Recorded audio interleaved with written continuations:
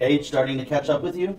If you're noticing more and more wrinkles, then you need to improve the elasticity of your skin. And there's a lot of products out there that will help you reduce wrinkles, but there aren't a whole lot that are vegan and animal friendly. The one I'm using is made from olive squalene, which mimics the long-chain fatty acids called lipids that our skin naturally produces more of in our youth, but starts to diminish when we're in our 20s. All you have to do is apply some to your hand, rub it around, and then gently apply it to your face. I like to apply it in little circles all over my face. It deeply nourishes your skin with a healthy boost of what it needs, leaving your skin feeling silky smooth, not oily. The specific serum I've been trying is called Z Natural Life. It's vegan, meaning it is fully plant-based, so no animals were harmed. As a special gift to my viewers, if you want to try this product out, you can get a discount if you order it through Z Natural Life.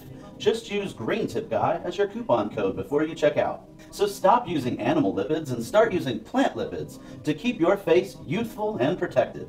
I'm Jason Winningham, and this has been your Green Tip of the Week.